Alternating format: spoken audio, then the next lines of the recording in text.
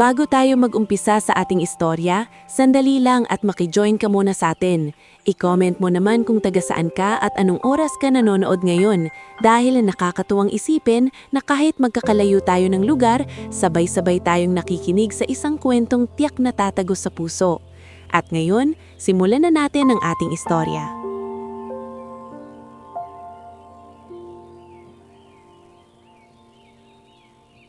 Sa unang tingin, walang mag-aakalang may kulang sa buhay ni Serapina Vallejo. Kapag nakikita siya ng mga tao sa airport, laging maayos ang tindig niya, plantsyado ang uniforme, malinis ang pagkakatali ng buhok at kontrolado ang bawat ngiti. Isa siya sa mga senior stewardess ng isang kilalang airline at sa bawat flight na hinahawakan niya, kilala siya bilang kalmado, propesyonal at maaasahan. Sa cabin, madalas siyang tingnan ng mga bagong crew bilang huwaran. Maging ang mga pasahero kapag natitipuhan ng serbisyo niya ay nagsasabing may kakaiba siyang katahimikan. Isang klasing presensya na hindi maingay pero kapansin-pansin. Ma'am Serapina, paano niyo nagagawang ngumiti kahit pagod na tayo? Pabirong tanong minsan ni Leora Meneses, isa sa mas bata niyang kasamahan habang nasa crew lounge sila matapos ang isang long-haul flight. Ngumiti lamang si Serapina habang maingat na tinatanggal ang hikaw niya. Parte ng trabaho, Leora. Minsan kahit pagod ka na, kailangan mong maging maayos pa rin. Hindi naman pwedeng daling mo sa cabin ang gulo ng isip mo. Napatingin si Leora sa kanya. Pero kayo, parang never kayong magulo. Kung alam lang ni Leora. Dahil sa likod ng maayos na uniforming iyon, sa likod ng mga controlled na kilos at mahihinahong sagot, may isang buhay si Serapina na unti-unti nang nasisira sa katahimikan. Asawa siya ni Leandro Virel, isang milyonaryong negosyante na kilala sa Maynila at maging sa ibang bansa. Gwapo, matalino, mahusay magsalita at laging laman ng business pages at society events. Kapag silang dalawa ang magkasama sa mga charity gala, magazine features o private receptions, madalas silang tawaging the perfect couple. Ang stewardess na simple ang pinagmulan at ang negosyanteng isinilang sa yaman. Tila ba isa silang kwentong pangpelikula? Pero ang hindi alam ng publiko, matagal nang malamig ang bahay na inuuwian ni Serapina. Bago pa man siya naging asawa ng isang milyonaryo, iba ang buhay ni Serapina. Anak siya ni Merelda Vallejo, isang prinsipal sa pampublikong paaralan sa Antipolo, at ni Osvin Vallejo, isang tahimik pero masipag na mekaniko na kilala sa barangay bilang taong hindi nandaraya ng presyo kahit gipit ang kliyente. Hindi marangya ang buhay nila noon. Ang bubong ng bahay nila ay ilang ulit ding kinailangang kumpunihin kapag tag-ulan. Ang mga sapatos ni Serapina noon nag-aaral pa siya ay madalas ipinapatahi na lang ng kanyang ina halip na bumili ng bago. Pero lumaki siyang may dangal, disiplina at malinaw na paniniwala na ang tunay na halaga ng tao ay hindi nasusukat sa pera. Anak, madalas sabihin ni Merelda noon habang pinaplansya ang uniforme niya sa eskwela. Huwag kang mahihiyang maging simple. Ang dapat mong ikahiya ay ang mawalan ka ng prinsipyo. At iyon ang baon ni Serapina hanggang pagtanda. Nagtrabaho siya ng mabuti para makapasok sa airline. Hindi madali ang training, maraming umiiyak, maraming sumusuko, maraming natatanggal. Ngunit si Serapina kahit hindi pinakamadaldal ay kabilang sa mga pinagkakatiwalaan ng instructors. Doon nagsimulang gumanda ang takbo ng buhay niya. Unti-unti nakaipon siya, nakatulong siya sa mga magulang. Nabili niya ng mas maayos na salamin ng ama niyang si Osvin at napalitan din nilang wakas ang lumang bubong ng bahay. Doon din niya unang nakilala si Leandro. Hindi niya ito nakilala sa isang sosyal na pagtitipon, kundi sa isang delayed flight papuntang Singapore. Isa si Leandro noon sa mga pasahero na nasa business class. Istrikto ang ora, halatang sanay masunod at may 2 assistant pang kasama. Nang may problema ang booking mang isa sa mga kasamahan nito, si Serapina ang kalmadong humarap sa sitwasyon. Pasensya na po sir, pero kailangan lang po natin ayusin ang C3 assignment. Saglit lang po ito. Mahinahong sabi niya. Tinignan siya ni Leandro ng diretsyo. Kayo yaga yata ang hindi natataranta sa airpuerto na ito. Ngumiti siya noon. Mas mahirap kasing magkamali kapag nagtataranta. Iyon ang simula. Sa mga sumunod na buwan, hindi inaasahang nagkita pa sila ng ilang beses sa iba't ibang flights at airport lounges. Kalaunan ay sinadya na ni Leandro ang pagkikita. Nagpadala ng bulaklak, nag-anyaya ng hapunan.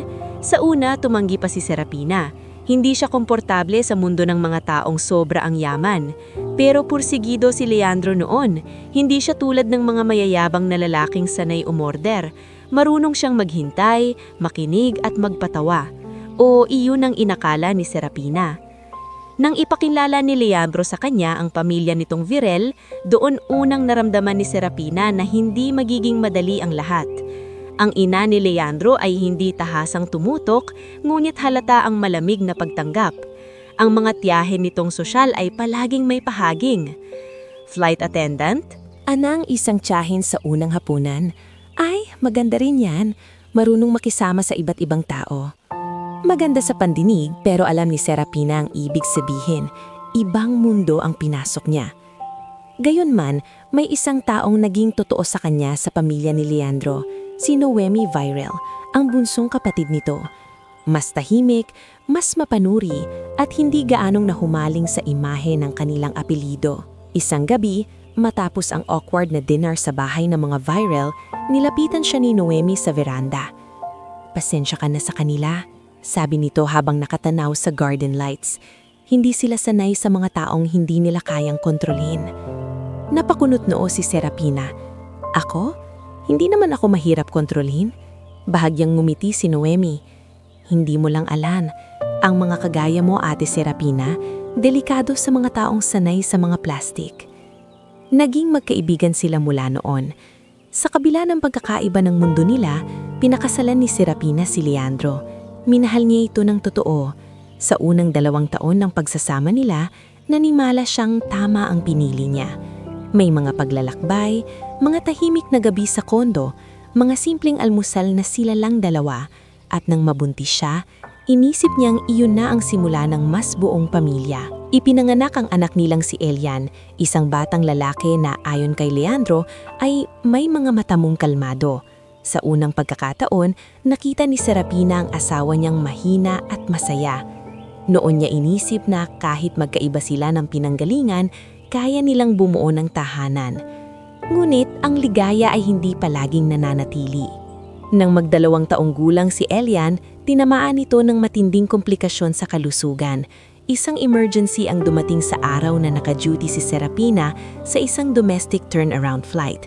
Hindi niya malilimutan ang tawag, ang boses ng yaya, ang takot, ang ingay ng airport, ang panginginig ng kamay niya habang pilit siyang pinapauwi. Ngunit nang makarating siya sa ospital, huli na ang lahat. Doon nagbago si Leandro. Hindi siya sumigaw, hindi siya nanakit, hindi siya nagbintang ng direkta. Mas masahol pa roon, nanahimik siya. At sa katahimikan na iyon, naroon ang sisi, ang galit, at ang unti-unting paglayo. Mula noon, parang may bahagi sa kanya na isinara ni Leandro, habang si Serapina naman ay araw-araw na nabubuhay sa guilt na kahit ilang beses sabihin ng doktor na wala siyang kasalanan, hindi niya pa rin lubusang mapatawad ang sarili. Lumipas ang mga taon, hindi na sila lantarang nag-aaway pero hindi na rin silang tunay na magkasama.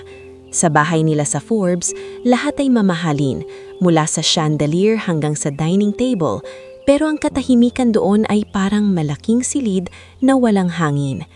Madalas, mauuna nang umuwi si Serapina mula sa flight, ngunit hindi niya alam kung darating ba si Leandro para sa hapunan. Minsan, naroon ang asawa pero nakatutok sa telepono. Minsan naman, wala sa bahay ng 3 araw at sasabihing meetings o out-of-town negotiations. Sa umpisa, pinilit pa niyang unawain. Nang lumaon, natutunan niyang manahimik. Isang gabi, habang nag-aayos siya ng gamit para sa susunod na biyahe, biglang nagsalita si Leandro mula sa pinto ng walk-in closet. "Ilang araw ka mawawala?" "3, mahinang sagot ni Serapina nang hindi tumitingin. "Dubai layover tapos balik." Iyon lang. Himunto siya sa pagtituplok ng scarf.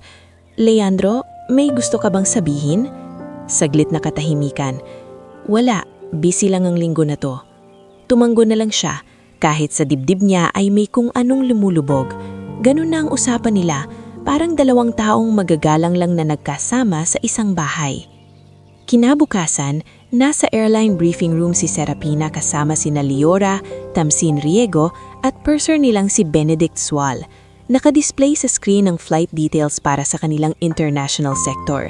Habang maingat niyang sinusuri ang passenger manifest at service notes, napansin ni Benedict ang pagiging tahimik niya. "Serapina, okay ka ba? Parang kulang ang tulog mo." "Okay lang ako," tugon niya.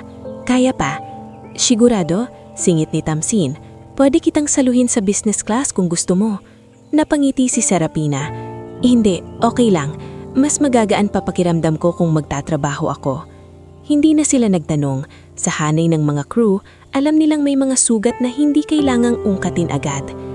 Pagkatapos ng briefing, dumaan siya sa crew lounge para kumuha ng kape at doon niya nakita si Noemi na tila matagal nang naghihintay. Nakatayo ito malapit sa vending area, eleganteng nakasuot ngunit halatang may gustong sabihin. "Noemi, ikaw yan? Anong ginagawa mo dito?" Lumapit ang babae at ibinaba niya ang sunglasses nito. "Sinadya kita." Nagtaka si Serapina. "May problema ba?" Tumingin muna si Noemi sa paligid bago bumulong. "Ate, may kailangan kang malaman. Hindi ko pa kayang sabihin lahat ngayon, pero huwag kang magtiwala agad sa katahimikan ng kuya ko." Nanigas si Serapina. "Anong ibig mong sabihin?" Napapikit si Noemi. Tila hirap na hirap. "Basta buksan mo ang nga mata mo. Matagal ka nang mabait, baka panahon na para unahin mo naman ang sarili mo." Bago pa makapagtanong si Serafina ng higit pa, tinawag na siya para sa boarding preparations. Habang naglalakad siya papunta sa gate, mahigpit ang hawak niya sa maliit na carry-on bag. Sa paligid niya ay normal ang lahat. May tunog ng rolling luggage, announcements sa speaker, tawanan ng mga pasahero, ilaw ng duty-free stores. Ngunit sa loob niya, parang may mabigat ng bumubuo na unos. Hindi pa niya alam kung ano ang sasalubong sa kanya sa flight na iyon. Hindi pa niya alam na ang biyahe ring iyon ang unti-unting magwawasak sa huling natitirang ilusyon sa buhay na matagal niyang pilit pinapakinis. Parang unipormeng planchado sa labas, pero lukot na pala sa loob. Bago tayo magpatuloy sa susunod na yugto ng ating istorya, gusto ko munang muli kang batiin. I-comment mo naman kung anong oras ka nanonood at kung saang lugar ka nakikinig ngayon. Dahil habang lalo pang umiinit ang mga pangyayari sa kwentong ito, mas nakakatuwang sabayan ninyo ako hanggang sa bawat pagbulusok ng damdamin. At ngayon, dumako na tayo sa bahaging hindi na kayang pagtakpan ng katahimikan. Pagkapasok ni Serafina Vallejo sa aircraft, pinilit niyang ayusin ang sariling paghinga. Sanay siyang humarap sa pressure. Sanay siyang ngumiti sa mga pasaherong iritable, sa batang umiiyak, sa turbulence, sa delayed meals, at sa mga pasaherong pakiramdam nila'y pag-aari nila ang buong cabin dahil business class ang binayaran nila. Ngunit kakaiba ang bigat na dala ng mga salitang ibinulong sa kanya ni Noemi Virel bago siya sumakay sa eroplanong iyon. "Huwag kang magtiwala agad sa katahimikan ng kuya ko." Paulit-ulit iyong umuukil-kil sa isip niya habang inaayos niya ang galley at kinakausap ang mga kasamahan sa final cabin prep. "Ma'am Serafina, kayo po muna sa business class after take-off," tanong ni Tamsin Riego habang inaayos ang beverage cart. Tumanggo si Serafina. "Oo, si Liora sa gitnang seksyon, ikaw sa dulo. Tawagin mo lang ako kung may special request." Napatingin si Liora Meneses sa kanya. "Parang ang seryoso niyo po ngayon." Pinilit ni Serafina ang isang maliit na ngiti. "International sector ito, Liora. Kailangan lang maayos." Ngunit kahit anong pilit niya, hindi maikakailang may kakaiba sa katahimikan niya. Maging si Benedict Sual, ang purser nilang kilala sa pagiging mapagmasid, ay napansing mas maiksi ang mga sagot ni Serafina kaysa karaniwan. Gayunman, wala nang nagsalita. Oras na para sa boarding. Isa-isang pumasok ang mga pasahero, mga pamilyang pauwi, mga negosyanteng halatang pagod, mga dayuhang nagmamadaling makaupo, at ilang pamilyar na mukha mula sa mga social pages na madalas laman ng lifestyle magazines. Sanay na si Serafina sa mga ganoong pasahero. Hindi na siya basta naaapektuhan sa mga mamahaling relo, designer bags at mga apelidong kayang paandarin ng mga pinto sa bansa. Ngunit nang magsimula ang final boarding at marating niya ang business class manifest para i-check ang occupied seats, biglang nanlamig ang mga daliri niya. Mr. Leandro Virel. Humigpit ang pagtibok ng puso niya. Hindi iyon imposible. Negosyante si Leandro, palaging lumilipad, maraming biyahe, maraming dahilan. Ngunit kakaiba ang pakiramdam niya. Hindi niya alam kung bakit tila may mabigat ng anino sa simpleng pangalang iyon na matagal na niyang ginagamit bilang apelyido. Pinili niyang huwag mag-react. Baka coincidence, baka totoong ang business trip, baka may assistant, baka wala. Ngunit ilang minutot matapos ang take-off, habang maingat siyang lumapit sa business class para simulan ng unang beverage service, doon niya nakita ang hindi na niya maitatanggi kailanman. Nasa bandang sulok ng cabin, sa magkakatabing reclining seats, nakaupo si Leandro Virel. Maayos ang suot nitong charcoal suit, relaxed ang postura, at may hawak na baso ng whiskey. Sa tabi nito ay isang babae na hindi niya kailanman nakita ng harapan, ngunit agad niyang nakilala sa uri ng tindig at kumpiyansa, si Calista Arden. Maganda si Calista ng hindi inosente. Masyadong pulido ang makeup, masyadong kontrolado ang ngiti, masyadong sanay ang kilos na parang wala siyang dapat ikatakot sa mundo. Nakahilig pa ito ng bahagya kay Leandro habang may ibinubulong. At ang pinakamasakit, hindi iyon mukhang unang beses na magkasama sila. Ang pagiging komportable nila sa isa't isa ay hindi kayang pekiin. Huminto ng sandali ang paghinga ni Serafina. Parang biglang lumiit ang buong cabin. Sa ibang babae marahil ay mabibitawan ng tray, marahil ay mapapaatras, marahil ay magsasabog sa galit. Ngunit si Serafina, na ilang taon nang tinuruan ng buhay kung paano lunukin ang sakit nang hindi bumibigay sa harap ng tao, ay nanatiling tuwid ang likod at steady ang mga kamay.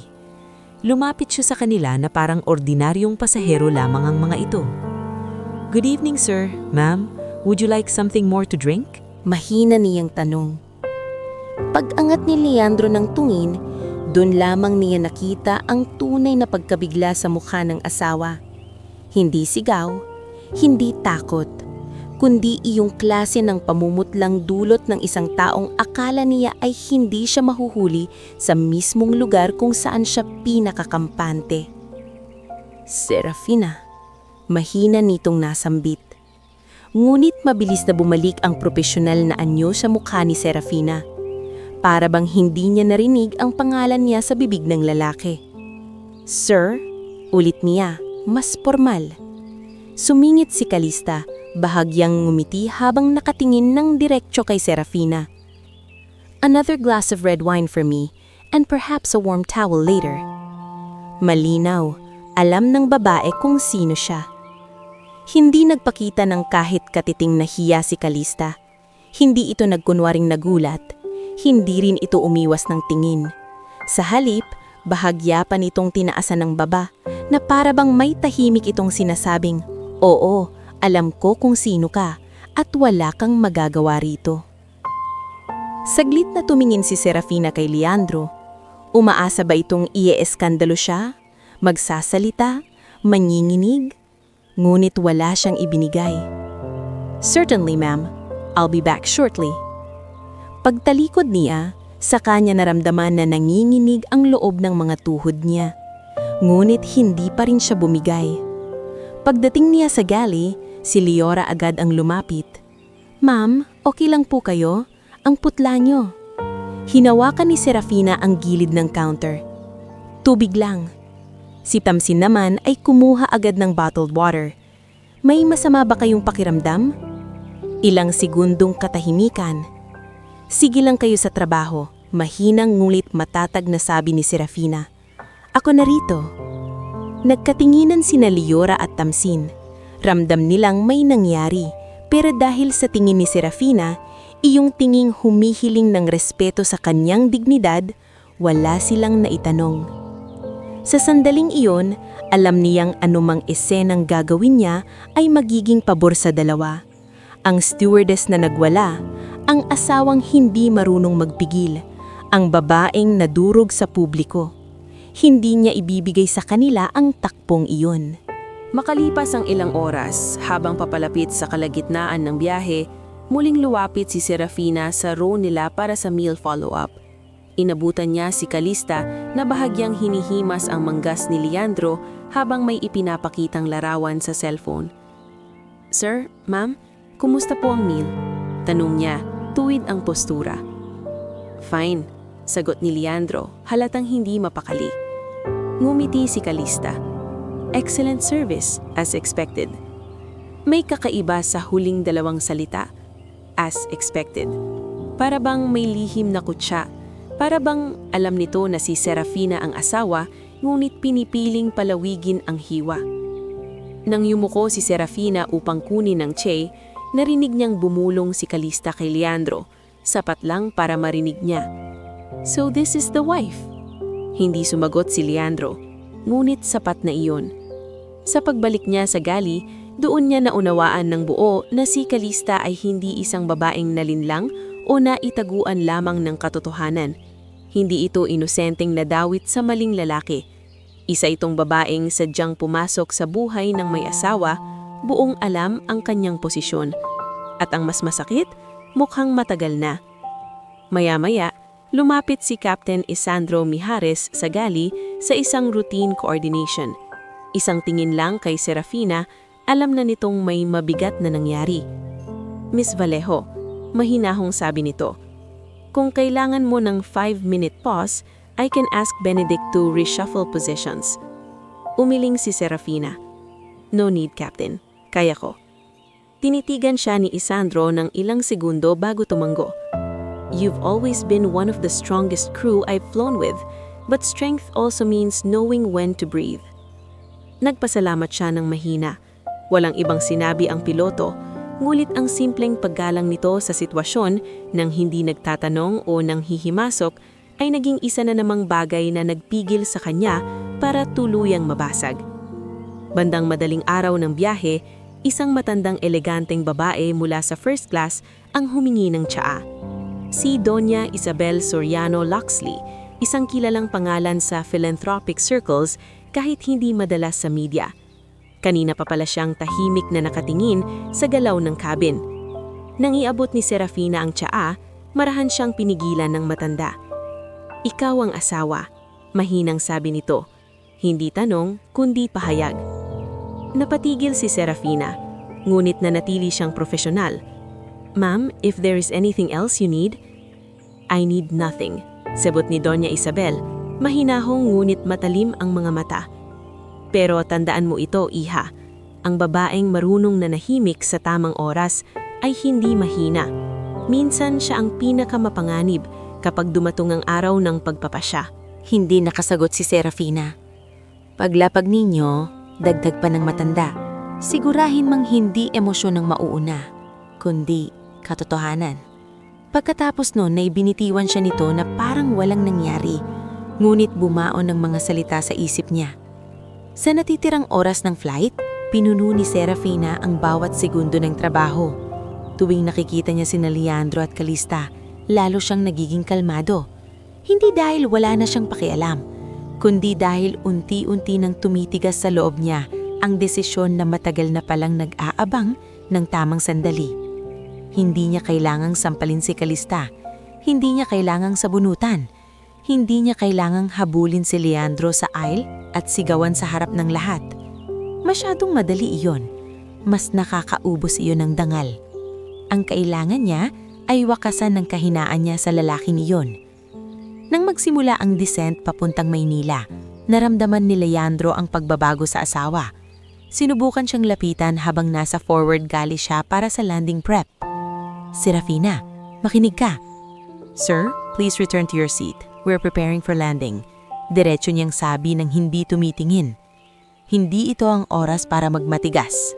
Mariing bulong ni Leandro.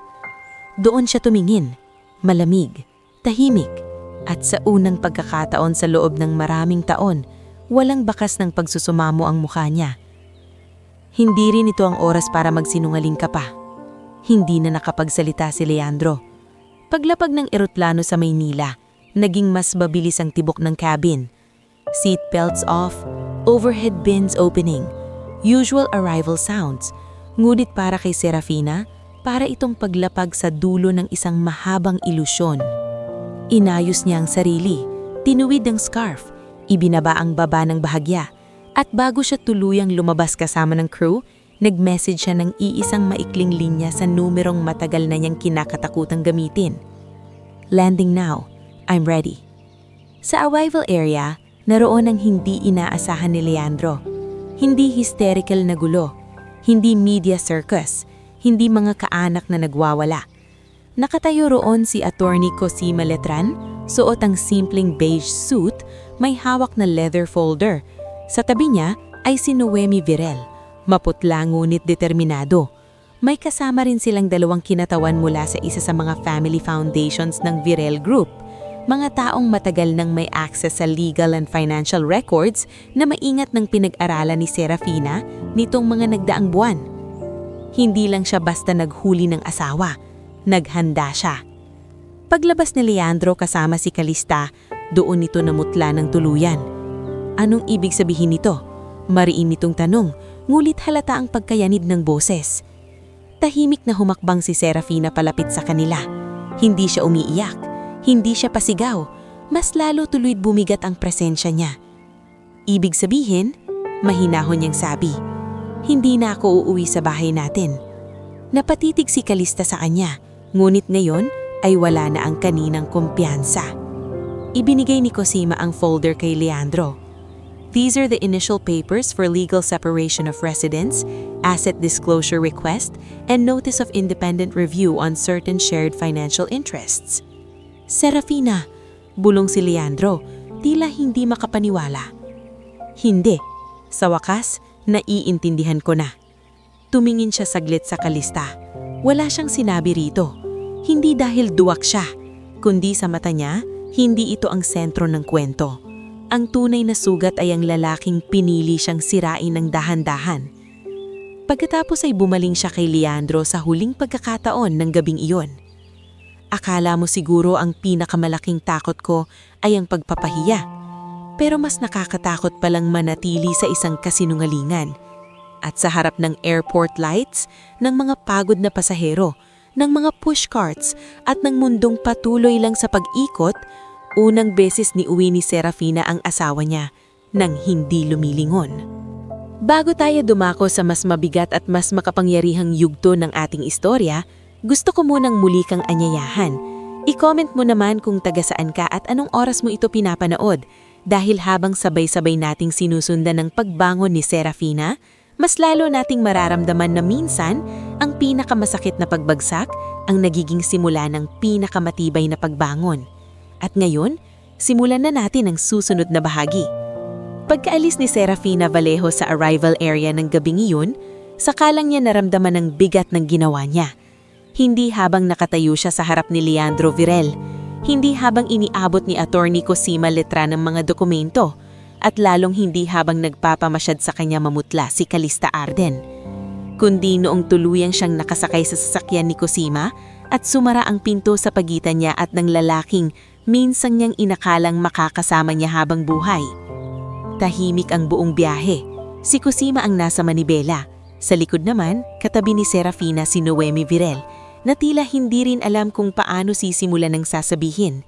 Sa labas ng sasakyan ay tuloy-tuloy ang daloy ng ilaw mula sa airport road, ngunit sa loob, parang parehong may pinipigil ang humulagpos sa dibdibang dalawang babae.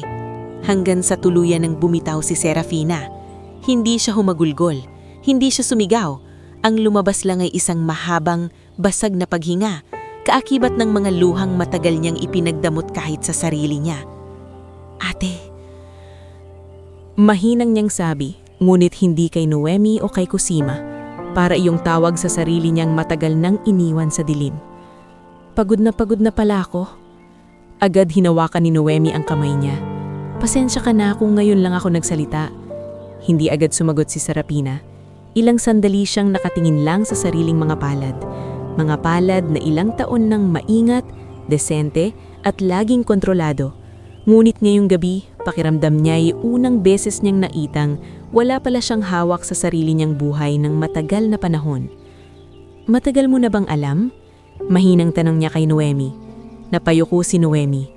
Hindi lahat pero may kutob na ako noon pa. Nung una, akala ko panandalian lang. Tapos may nakita akong transfer records, hotel bookings at ilang events kung saan palaging present si Calista sa tabi ng kuya ko kahit hindi opisyal. Hindi ko agad sinabi dahil napahinto ito. Duwag ako. Saka umaasa rin ako na baka mali ako. Hindi ka duwag, singit ni Cosima habang nakatutok pa rin sa daan. Ang duwag ay yung taong nanloko, hindi kayong dalawa. Muling tumulo ang luha ni Serapina. Ngunit sa pagkakataong ito ay may kakaibang gaan sa sakit. Parang sa unang pagkakataon matapos ang maraming taon, hindi siya mag-isang may pasan sa bigat ng katahimikan. Sa halip na bumalik sa Forbes house na pinaghatian nila ni Leandro, dinala siya ni Cosima sa lumang bahay ng mga Vallejo sa Antipolo. Hindi marangya ang bahay na iyon. 2 palapag lang, may lumang kahoy na bintana at may maliit na hardin sa harap na pinupuno ng santan at sampagita ng kanyang inang, si Mirelda Vallejo. Ngulit sa gabing iyon ang unang lugar na tila huminga para sa kanya. Pagbukas ng pinto, agad siyang sinalubong ni Mirelda. Matagal na ring may kutob ang ina niya na may hindi maayos sa pagsasama nilang mag-asawa, ngunit tulad ni Serapina, natuto ring itong manahimik hanggang hindi handa ang anak niya. Nang makita niyang umiiyak si Serapina, hindi siya nagtanong agad. Yinakap niya lang ito ng mahigpit. "Anak," mahinang sabi ni Mirelda habang hinahaplos ang likod niya. "Umuwi ka na. Tama na." Sa simpleng pangungusap na iyon, tuluyang bumigay si Serapina. Napayakap siya sa ina na parang bumalik sa panahong wala pa siyang asawa, wala pang mansyon, wala pang apelidong virel, at wala pang mabigat na papel na kailangang gampanan. Kinabukasan, hindi siya gumising na magaan. Masakit pa rin ang mata niya, mabigat pa rin ang dibdib niya, ngunit iba na ang pakiramdam. Wala siyang hinihinday na tunog ng kotse ni Leandro sa labas, wala siyang kaba sa tunog ng elevator, wala siyang pag-aalala kung anong kasinungalingan ng isusubo na naman sa kanya sa hapagkainan. Sa unang pagkakataon matapos ang maraming taon, tahimik ang umaga at hindi iyon nakakasakal. Habang umiinom siya ng kape sa lumang hapag, lumapit si Mirelda at inilapag ang pandesal sa mesa. "Magpapahinga ka muna," sabi nito. Hindi sumagot agad si Serapina. Nakatingin lang siya sa usok ng kape. "Ma, hindi ko alam kung saan magsisimula." Umupo sa tapat niya ang ina. "Hindi mo kailangang malaman agad ang lahat. Minsan, sapat nang magsimula sa pag-amin na nasaktan ka." Napapikit si Serapina. "Parang ang tanga ko. Ang tagal kong hindi nakita." "Hindi ka tanga," mariing sabi ni Mirelda. "Ang mga taong marunong magmahal, hindi tanga. Nagtiwala ka lang sa maling tao." Samantala, sa kabilang panig ng lungsod, nagsisimula ng umuga ang mundo ni Leandro. Nung una, inakala nitong gaya lang iyon ng ibang tampuhan na kapag lumamig ang galit ni Serapina ay maibabalik pa rin niya sa dati ang lahat sa pamamagitan ng pera, paliwanag o impluensya. Ngulit, mali siya. Dahil sa pagkakataong ito, hindi emosyon lang ang dala ni Serapina. May hawak siyang direksyon, may legal counsel, at higit sa lahat, wala na siyang takot. 3 araw matapos ang insidente sa airport, nagkaroon ng closed-door meeting si Leandro sa main office ng isa sa mga flagship companies niya. Kasama roon ang ilang board members, ang corporate finance team, at ang matagal na niyang pinagkakatiwalaan Chief Financial Officer na si Raven Fortes. Si Raven ay matangkad, malinis manamit, at laging may kumpiyansa na halos mayabang. Sa labas ay mukhang mahusay na executive, ngulit sa loob ng maraming taon ay siya pala ang tahimik na sumasasakay sa yabang ni Leandro. Alam niyang bulag ang amo niya sa personal na kaguluhan at ginagamit niya iyon upang makapagtago ng hindi kanais-nais na financial movements. "Sir, manageable pa naman itong issues. May ilang inconsistencies lang sa isang subsidiary pero pwede nating ayusin internally." Mabilis sumagot si Leandro. "Ayusin mo. Ayokong may lumabas kahit ano, lalong ngayon." Tahimik lang si Raven, ngulit sa gilid ng bibig nito ay may halos hindi mapansing ngisi. Sanay siya sa ganitong Leandro, iyong laging inuuna ang pagtakip sa gulo kaysa sa pagharap sa totoo. At habang abala ang lalaki sa pagtagpi-tagpi ng personal na buhay niyang wasak na, lalo namang lumalalim ang butas sa negosyo. Hindi iyon alam agad ni Leandro, pero ang totoo, hindi lang pagtataksil ang unti-unting sisira sa kanya, kundi ang sariling kayabangan at kawalan ng pakialam sa mga taong pinili niyang pagkatiwalaan. Samantala, pinili ni Serafina na huwag munang bumalik sa trabaho sa loob ng ilang linggo.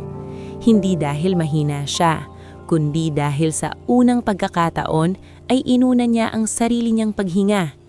Tinulungan siya ni Cosima sa mga dokumento, sa asset disclosures at sa legal boundaries para hindi siya mahila muli sa impluwensya ni Leandro. Isang hapon, habang nasa veranda siya ng bahay sa Antipolo, muling dumating si Doña Isabel Soriano Loxley.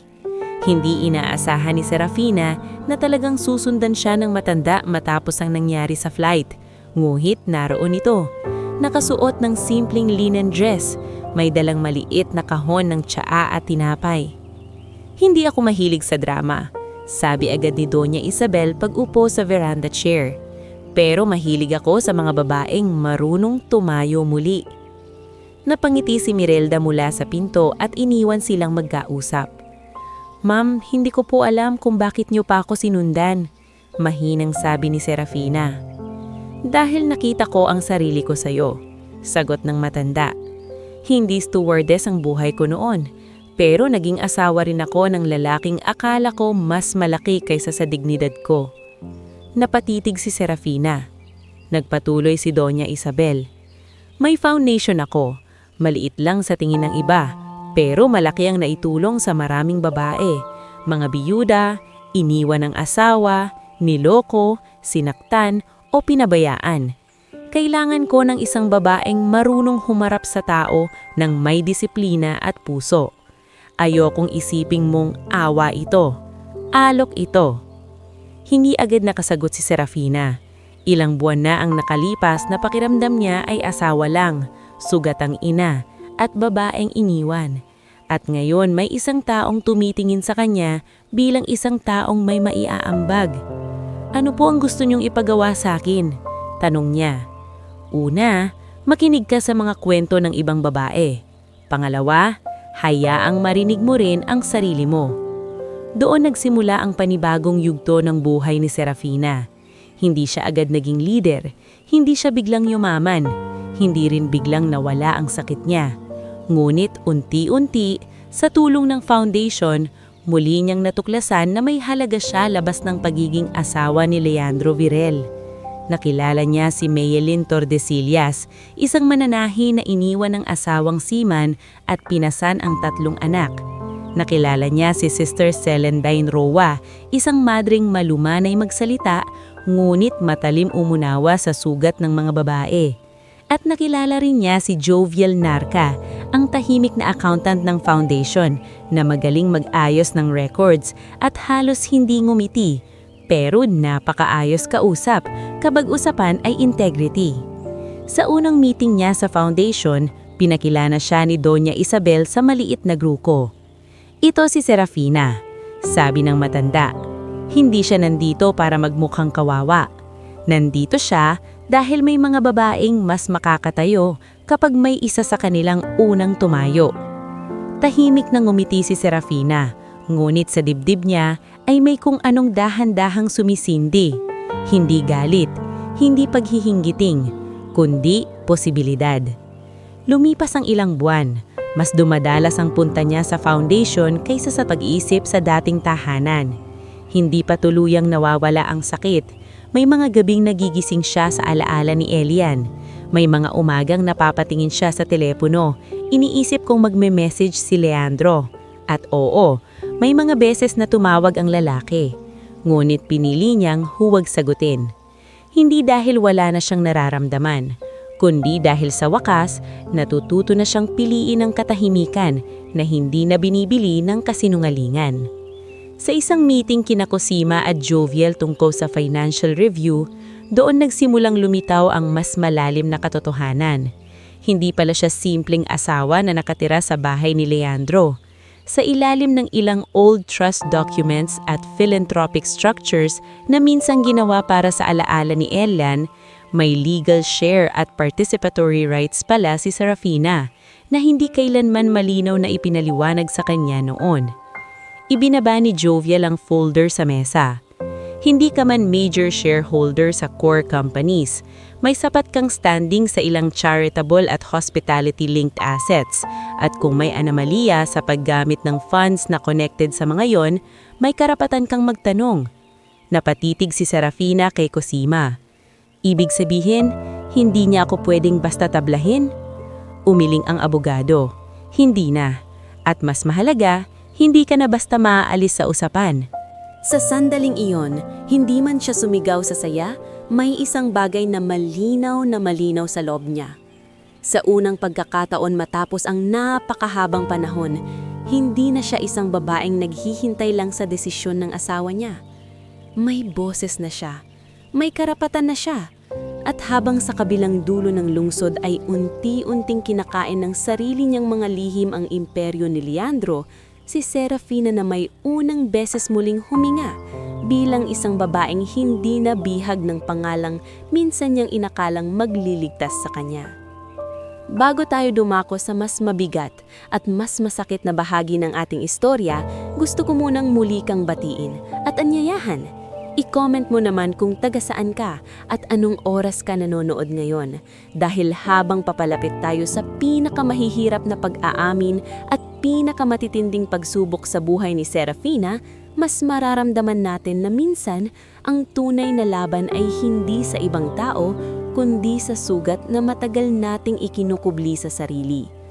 At ngayon, simulan na natin ang susunod na yugto. Hindi naging nabilis ang paghilom ni Serafina Vallejo. Bagamat unti-unti na niyang nabubuo ang sarili sa tulong ng foundation ni Doña Isabel Soriano Loxley, ni Attorney Cosima Letran at ng kanyang inang si Mirelda Vallejo, may mga gabi pa ring hindi siya dadalawin ng antok. May mga sandaling habang maayos ang araw niya sa pagtulong sa ibang babae, bigla na lang susulpot ang alaala ni Elian, ang maliit niyang anak na minsang niyang pinangarap na lumaking masayahin, tahimik at may matang katulad ng sa ama nito. Isang gabi, habang mag-isa siya sa lumang kwarto sa Antipolo, nakaupo siya sa gilid ng kama at hawak ang maliit na kahon na matagal na niyang hindi binubuksan. Naandoon ng ilang alaala ng anak nila ni Leandro Virel, isang maliit na medyas, isang kupas ng litrato at isang kahoy na eroplano na regalo sana ni Leandro noong ikalawang kaarawan ni Elian, ngunit hindi na naabutan ng bata. Dahan-dahang hinaplos ni Serafina ang laruan. "Anak," bulong niya, at doon palang nagsimulang umagos ang mga luhang matagal na naman niyang pinigilan. "Hindi kita nailigtas." Mula sa pinto, naroon si Mirelda.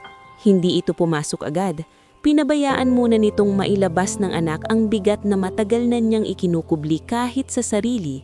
Ngulit nang mapansin niyang nanginginig na ang balikat ni Serafina, saka siya tuluyang lumapit at umupo sa tabi nito. "Hanggang ngayon, yan pa rin ang dinadala mo," mahinang sabi ng ina. Hindi agad sumagot si Serafina. Ilang saglit siyang tumingin sa kahon bago tuluyang nagsalita. "Ma, kahit anong sabihin ng doktor noon, kahit anong sabihin niyo, pakiramdam ko ako ang kulang. Nasa duty ako, nasa eroplano ako, hindi ako ang kasama niya noong kailangan niya ako." Hinawakan ni Mirelda ang pisngi ng anak at marahang pinaharap siya rito. "Makinig ka sa akin, Serafina. Hindi mo ginustong magkasakit ang anak mo. Hindi mo ginustong wala ka roon sa oras na iyon. Ang isang ina na nagtatrabaho para sa pamilya niya ay hindi nagkukulang. Ang nagkukulang ay ang sistemong nagtutulak sa mga babae na sisihin ng sarili sa lahat." Napapikit si Serafina habang tumutulo ang luha. Ngunit kahit narinig na niya ang ganitong mga salita noon, ngayon lang tila tumatagos. Marahil dahil ngayon lang totoong handang makinig. Kinabukasan, pinuntahan niya si Dr. Sevran Ico, ang grief specialist na nirefer sa kanya ni Doña Isabel Soriano Loxley. Tahimik at mahinaw magsalita ang doktor. Hindi siya mahilig sa malalaking pangaral, Madalas, isang tanong lang ang ibibigay nito at doon niya hahayaang maglakbay ang pasyente sa sarili niyang pag-aamin. Sa unang session nila, ilang minuto siyang hindi pinilit magsalita ni Dr. Sevran. Nang sa wakas ay naglakas buo si Serafina, iisa lang ang lumabas sa bibig niya. Pakiramdam ko, mula nung namatay ang anak ko, parang may bahagi sa akin na tumigil na rin. Tahimik na tumando si Dr. Sevran. At sino ang nagpapanatiling patay sa bahaging iyon? Ang trahedya o ang kasalanang pilit mong inaako kahit hindi mo naman dala? Natigilan si Serafina. Walang nagsabi sa kanya ng ganon noon. Unti-unting nabuo sa mga sumunod nilang session ang isang masakit ngunit mahalagang katotohanan. Hindi lamang pagkawala ni Elian ang sumira sa kanya, kundi ang paraan ng pagsunod na mga taon na pinaramdam sa kanya ni Leandro na siya ang dahilan ng lahat. Hindi man direktang sinabi ng lalaki, ipinadama nito sa bawat lamig ng tingin, sa bawat paglayo, sa bawat katahimikang puno ng sisi na may kasalanan si Serafina sa pagkamatay ng anak nila. At marahil iyon ang mas malupit kaysa sa pagtataksil, dahil ang kabit ay sumugat sa dangal niya. Pero ang tahimik na paninisi ni Leandro ang sumira sa pagkakakilanlan niya bilang ina. Habang unti-unti itong nauunawaan ni Serafina, sa kabilang panig naman ng lungsod ay lumalala ang problema sa kampo ni Leandro. Ang mga financial inconsistencies na ilang buwan nang ikinukubli ni Raven Fortes ay unti-unting lumulutang. Sa umpisa ay maliliit na discrepancies lang ang nakikita sa ilang subsidiary records. Ngunit habang pinapasok ni Jovial Narca at ni Cosima ang isang mas masusing pagsusuri sa mga trust-linked assets na may karapatang siyasatin si Serafina, napansin nilang may mga shell payments, inflated service contracts at consultancy fees na tila dumaloy sa parehong direksyon sa mga firm na konektado kay Raven at sa mga account na may indirect ties kay Calista Arden. Isang hapon, nasa conference room si Cosima kasama sina Jovial at Serafina. Nasa harap nila ang mga papeles, spreadsheets at ilang printed transfers. Ipinatong ni Jovial ang isang folder sa mesa. Hindi ito chismis lang, may pattern. At kung itutuloy natin ito, masasaktan ang reputasyon ng maraming tao. Tahimik na tumitig si Serafina sa mga dokumento. Kasama si Leandro. Posibleng oo, sagot ni Cosima. Pero ang pinakamalinaw sa mayon, ginagamit ni Raven ang kalituhan sa personal na buhay ni Leandro para makapagtago. At si Calista, mukhang hindi lang basta kabit. Posibleng tumanggap din siya ng pabor, pera o posisyon kapalit ng access. Napahawak si Serafina sa noo niya. Hindi na siya nagulat na masama si Calista. Ngunit ang malaman na mas malalim pa pala ang paglalaro nito sa buhay nila ay ibang uri ng pagkadiri. Gusto nila akong palabasing emosyonal lang, nasugatang asawa lang ako. Mahinang sabi niya. Sumagot si Cosima. Kaya hindi emosyon ang ipapakita natin, katotohanan. Ngunit hindi basta-basta papayag sina Calista at Raven na malantad.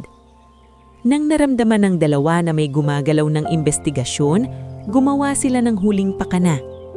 Sa ilang selected insiders at sa isang kilalang gossip columnist na bayaran, sinimulan nilang ikalat ang ideya na si Serafina raw ang naglabas ng sensitibong impormasyon dahil gusto niyang gumanti sa asawa.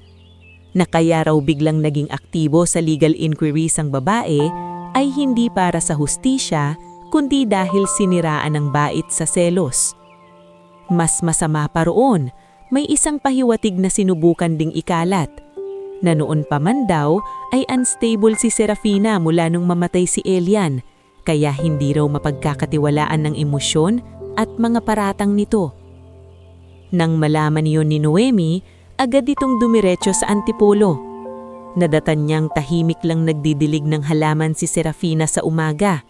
Halos hindi nga makapaniwala si Noemi sa composure nito, habang siya mismo ang galit na galit. Ate, sumusobra na sila. Pati si Elian ginagamit na nila para sirain ka. Sabi ni Noemi habang papasok sa maliit na garden gate. Dahan-dahang ibinaba ni Serafina ang pandilig. Ilang segundong katahimikan muna ang lumipas bago siya nagsalita. Akala ko handa na ako. Pero may mga sugat kahit gaano kakatatag, pag hinawakan pa rin nila, masakit pa rin. Lumapit si Noemi sa kanya. Hindi kita hahayaan at hindi ko na poprotektahan ng kuya ko kung patuloy siyang mananahimik habang ginaganyan ka. Napatingin si Serafina sa kanya. Sa unang pagkakataon nakita niyang buo na rin ang pasya ni Noemi. Hindi na ito ang tahimik na kapatid na umaasang kusang babait si Leandro. Isa na rin itong babaeng napuno na sa kabulukan ng sariling apelido. Handa ka ba? Tanong ni Serafina. Tumanggo si Noemi, oo, kung may kailangan akong sabihin sa board, sasabihin ko. Iyon ang naging simula ng mas matinding pagbabago na lalapit kay Leandro. Dumating ang araw ng formal board inquiry para sa isang formal board inquiry para sa isang charitable at hospitality arm ng viral group. Hindi pa ito buong hearing sa korte, ngunit sapat ito upang yanigin ang reputasyon ng mga sangkot. Nasa isang malawak na boardroom ginanap ang pulong. Naroon ang ilang trustees, legal representatives, finance observers at ilang external auditors. Tahimik ngunit mabigat ang kapaligiran. Dumating si Leandro na halatang puyat at pagod. Sa unang tingin pa lang sa kanya, alam na ni Serafina na hindi na ito ang lalaking dati niyang kilala bilang palaging kontrolado ang sarili. May mga ano na sa ilalim ng mga mata nito. Mas maiksi ang pasensya at tila mas mabigat ang bawat hakbang. Pumasok din si Calista, ngunit wala na ang dating kintab ng aura nito. Maganda pa rin, maayos pa ring manamit, ngunit kapansin-pansin na mas tensyonado na ang tensyon nito.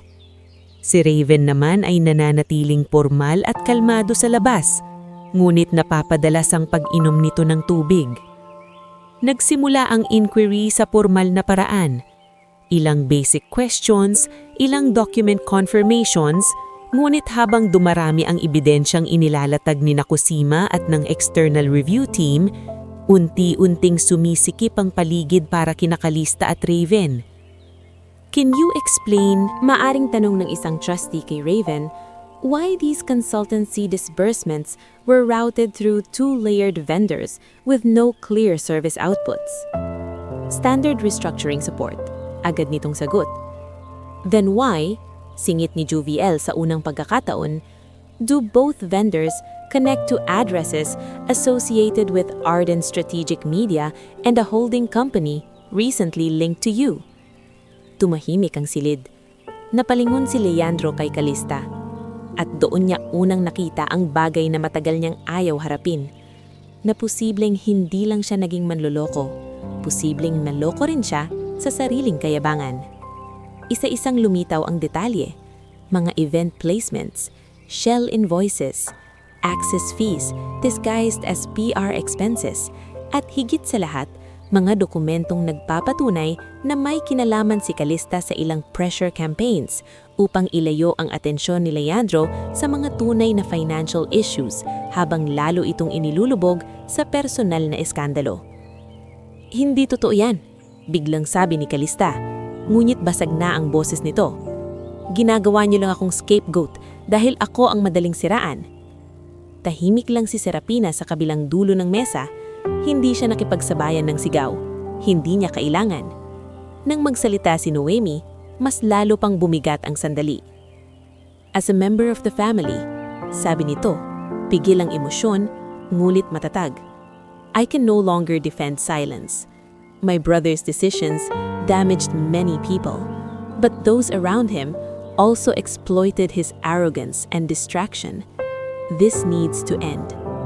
Sa unang pagkakataon, bahagyang napayuko si Leandro. Hindi dahil natalo siya sa negosyo, kundi dahil sa wakas, lahat ng taong matagal niyang inaasahang mananahimik para sa kanya ay isa-isang nagsasalita na.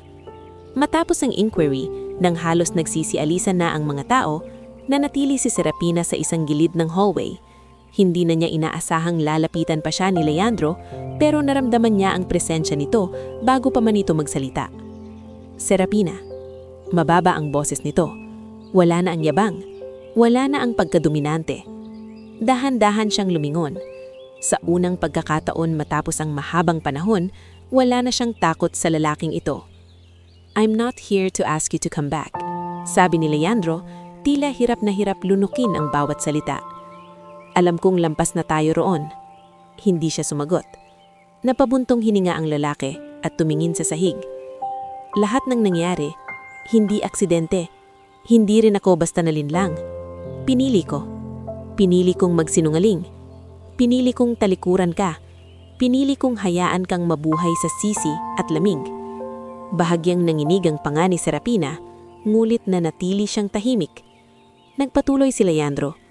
At si Elian, napapikit ito. "Hindi ikaw ang may kasalanan. Matagal ko nang alam yon. Pero mas madali kasing ilayo sa sarili ko ang sakit kapag may iba akong pinaparusahan." Doon, parang may matalim na bagay na tuluyang nahugot sa dibdib ni Serapina. Masakit pa rin. Ngunit sa unang pagkakataon, may katotohanang nakalantad na sa pagitan nila. Yun ang pinakamasama sa lahat, Leandro. Mahina, ngunit malinaw niyang sabi. Hindi yung kabit, hindi yung kasinungalingan, kundi yung ginawa mong kulungan ang dalamhati ko. Napayuko si Leandro. Wala itong naisagot. At sa mahabang katahimikang sumunod, malinaw na hindi na ang tanong kung magkakabalitan pa ba sila. Tapos na iyon noon pa. Ang mahalaga na lang ngayon ay ang huling pagharap ni Serapina sa sakit na matagal niyang dinala, hindi para bumalik, kundi para tuluyan ng makaalis. Bago tayo tuluyang dumako sa huling bahagi ng ating istorya, gusto ko munang muli kang batiin at anyayahan. I-comment mo naman kung taga saan ka at anong oras ka nanonood ngayon dahil narito na tayo sa pinakahuling yugto ng buhay ni Serapina. Ang bahagi kung saan ang isang babaeng minsang nilamon ng katahimikan, pagtataksil at sakit ay sa wakas haharap sa bukas nang hindi na nanginginig ang puso. At ngayon, simulan na natin ang wakas ng ating kwento. Lumipas ang halos 2 taon matapos ang board inquiry na yumanig sa pangalang Virel. Hindi naging biglaan ang pagbagsak ni Leandro Virel at hindi rin ito naging esenang parang sa pelikula na isang idlap lang ay nawala na ang lahat. Mas realistiko at mas masakit ang nangyari. Unti-unti siyang nawalan ng ilang posisyon sa sarili niyang mga kumpanya. Ang ilang dating kasosyo ay dahan-dahang lumayo. Hindi siya tuluyang naghirap, ngunit nabawasan ang impluwensya niyang dating kayang magpatahimik ng mga tao sa iisang titig lamang. Mas mahirap pa roon, unti-unti ring nagbago ang tingin sa kanya ng lipunang minsan ay humanga sa kanya. Hindi na siya ang lalaking walang mantsa. Isa na siyang taong may mga kasalanang hindi na kayang tabunan ng pera at pangalan. Si Calista Arden naman ay tuluyang nawala sa mga social gatherings at sa mga pahinang dati malimit siyang makita. Ang ilang koneksyong inalagaan niya ng mahabang panahon ay naglaho ng maputunayang ang bahagi niya sa mga shell payments at pabor na ibinayad sa kanya sa anyo ng consultancy at access. Hindi man siya nakulong agad, nasira ang reputasyon niya sa paraang alam niyang hindi na basta mabubuo muli. Para sa isang babaeng ang puhunan sa buhay ay imahe at impluensya, iyon ang pinakamasakit na pagbagsak. Si Raven Fortes naman ay naharap sa mabibigat na kaso. Marami sa mga dati niyang tauhan ang tumestigo para iligtas ang sarili. Ang ilang papeles na inakala niyang maitatago habang buhay ay mismo sa digital trails niya ang nagbigay ng huling dagok. Sa dulo, hindi si Serapina ang sumira sa kanila. Sila rin ang sumira ng sarili nilang pundasyon dahil sa kasakiman. Samantala, si Serapina Vallejo ay hindi tumigil sa paghilom. Sa loob ng 2 taon, hindi siya nagmadaling maghanap ng bagong pag-ibig, bagong marangyang buhay o bagong katauhan. Hindi niya kailangan iyon. Ang kailangan niya ay mabungo ang sarili sa paraang hindi nakasalalay sa tingin ng iba. Sa tulong ni Doña Isabel Soriano Loxley, Attorney Cosima Letran, Joviel Narca, Sister Celandine Roa, Dr. Sevran Ico at higit sa lahat ng kanyang inang si Mirelda Vallejo, natutunan niyang ang pagbangon ay hindi isang malaking sandali. Ito'y binubuo ng maliliit na araw. Mga umagang kaya ka nang bumangon ng hindi masakit huminga.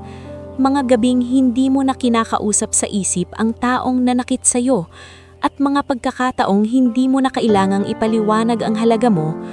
Sa foundation ni Doña Isabel, lalo pang lumawak ang papel ni Serapina.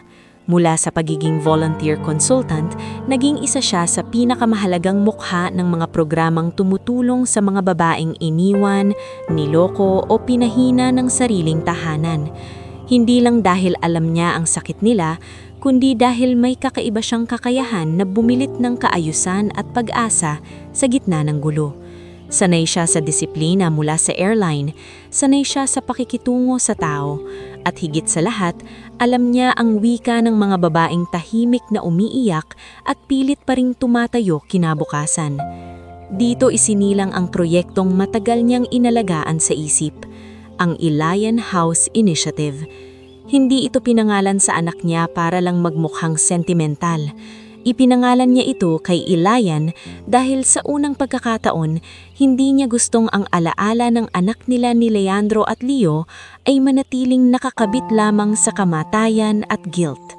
Gusto niyang ang pangalang iyon ay maging simbolo ng panibagong buhay. Isang tahanan para sa mga babaeng nawalan ng direksyon. Isang training center para sa mga gustong matutong muli.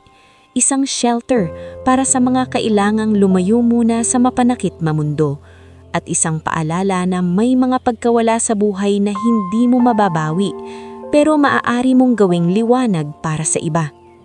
Isang hapon, habang sinusuri niya ang final architectural plans ng unang malaking center ng Ilayan House, nandoon sina Cosima, Doña Isabel at Joviel sa conference table ng foundation. "Handa ka na ba rito?" tanong ni Doña Isabel, nakasalamin at nakatingin sa blueprint. "Kapag binuksan natin ito, hindi na ito maliit na programa lang. Magiging mas malaki ang mata ng tao rito, kasama ang media, donors, at lahat ng gustong makisawsaw." Ngumiti si Serafina. Hindi na iyon iyong pilit ng ngiti ng stewardess sa cabin. Isa na iyong ngiti ng babaeng nakapagdesisyon na. "Mas takot ako noon sa isang tahimik na hapunan kasama ang maling asawa," sabi niya. "Ito pa kaya?" Napangiti si Cosima. "Ay, ibang Serafina na talaga." Si Joviel, na karaniwang tahimik, ay nagsalita rin habang nag-aayos ng reports. Maayos na rin ang donor commitments. May kulang pang kaunti pero kayang habulin. "Hindi tayo magmamadali sa hindi siguradong pera," sagot ni Serafina. "Ayokong lumaki ito ng marupok ang pundasyon." Tumanggo si Joviel. "Kaya nga ikaw ang bagay mamuno rito." Sa kabilang banda, dumating din ang araw na kinailangan ni Serafina na harapin ang pinakahuli at pinakamatinong legal na pagsasara ng kabanata nila ni Leandro. Hindi na iyon puno ng galit. Wala ng sigawan, wala ng paghahabol, wala ng mga banta na tipikal sa mga relasyong wasak. Nasa opisina sila ni Cosima, nasa magkabilang dulo ng mesa. At sa pagitan nila ay mga papel na para bang simpleng dokumento lang, ngunit sa totoo'y buod ng maraming taong nasayang, nasira, at natutunang bitiwan. Tahimik lang si Leandro habang pinipirmahan ng mga papeles. Payat na ito kaysa dati. Hindi na rin ganun katulis ang aura ng pagiging palading panalo. Ngunit hindi siya kawawa sa paningin ni Serafina. Isa lamang siyang taong humaharap sa resulta ng sarili niyang mga pinili. Nang matapos ang pirmahan, ilang segundo silang hindi nagsalita. Sa huli, si Leandro rin ang bumasag sa katahimikan. "Nakita ko ang proposal mo para sa Alien House," mababa nitong sabi. "Narinig ko rin kay Noemi ang tungkol sa opening." Hindi sumagot agad si Serafina. Tinignan lang niya ang mga papel sa mesa. "I'm glad." Hirap na hirap nitong sambit. "I'm glad na may mabuting pinaglagyan ng pangalan niya." Dahan-dahang iningat ni Serafina ang tingin. Sa unang pagkakataon matapos ang lahat, Wala na siyang galit sa puso. Ngulit wala na ring natitira roong pagnanais na balikan ang anumang sila noon. Hindi ko ginawa ito para sa'yo, pero hindi ko rin ito ginawa laban sa'yo. Ginawa ko ito dahil ayoko ngang piong buhay ng anak ko ay manatiling alaala lang ng pagkawala. Napayuko si Leandro. Alam ko. Pinapatawad na kita, Leandro, dagdag niya. At doon siya mismo nagulat sa gaan ng mga salitang iyon. Pero ang kapatawaran ay hindi pagbabalik. Mabagal itong tumanggo. Hindi na rin ako umaasa. At iyon na ang huli nilang pag-uusap na may totoong bigat. Hindi romantiko, hindi melodramatikong nagkabalikan, kundi isang realistiko, malinis, at masakit na pagsasara. Lumipas pa ang ilang buwan at dumating ang araw ng pagbubukas ng pinakaunang malaking center ng Alien House Initiative. Mula palang umaga ay abala na ang lahat. Nasa registration area si Liora Meneses, na ngayon ay isa na ring regular volunteer sa scholarship programs para sa mga anak ng aviation workers. Si Tamsin Riego naman ay tumutulong sa event coordination. Mas maingay pa rin kaysa dati, ngunit mas matured na rin ang kilos. Si Mirelda ay masayang nakikipag-usap sa mga guro at community mothers na inimbitahan para sa literacy sessions. Si Sister Celandine ay nasa counseling room, nag-aayos ng mga materyales para sa unang batch ng support circles. Si Noemi Virel naman ay dumating na may dalang simpleng bouquet ng puting lilies. Matagal na rin siyang himiwalay sa aniw ng pamilya nila at nagtayo ng sarili niyang ethical business consultancy. Nang makita niya si Serafina sa backstage, mariin niyang itong yinakap. "Proud ako sa iyo, ate," bulong ni Noemi. "Hindi mo lang inayos ang buhay mo, may inaayos ka ng buhay ng iba." Napangiti si Serafina. Salamat sa pagsalita noong panahong mas madali sanang manahimik. Sa gilid, tahimik lumapit si Captain Isandro Mijares, na inimbitahan ni Liora at Tamsin bilang kinatitiwala ng dati niyang mga kasama sa airline. Maayos ang suot nito gaya ng dati, ngunit wala ang pormalidad ng uniforme. "Congratulations, Miss Vallejo." Ngumiti si Serafina. "Ang tagal na nating hindi nagkita, Captain." Isandro na mayon, bahagyang tumawa. "At mukhang tama ako noon. Alam mo ngang huminga." Napatawa rin si Serafina. At sa simpleng sandaling iyon, napansin niyang may mga taong naging mabuti sa kanya nang walang hinihinging kapalit. Hindi man iyon naging sentrong pag-ibig ng kwento, mahalagang makita na may mga lalaking marunong gumalang sa sugat ng isang babae at hindi ito ginagawang hagdan para makapasak sa buhay nito. Maya-maya, nagsimula na ang programa. Nagtipon ng mga donors, ilang media, mga beneficiaries at mga kasapi ng komunidad sa bagong tayong gusali. Simple, ngunit elegante. May malawak na liwanag sa lobby, training rooms sa ikalawang palapag, at isang maliit, ngunit tahimik na counseling wing sa dulo. Sa harap ng gusali ay malinaw na nakaukit. Alien House Initiative, a project for women rebuilding with dignity, founded by Serafina Vallejo. Nang tinawag ang pangalan niya para sa opening speech, dahan-dahan siyang umakyat sa entablado. Nagpalakpakan ng lahat. Sa harap niya ay mga mukha ng kababaihang may kanya-kanyang sugat, takot at pag-asa. At sa pinakadulo ng venue, sa hanay ng mga donor observers na inimbitahan ni Doña Isabel, naroon si Leandro.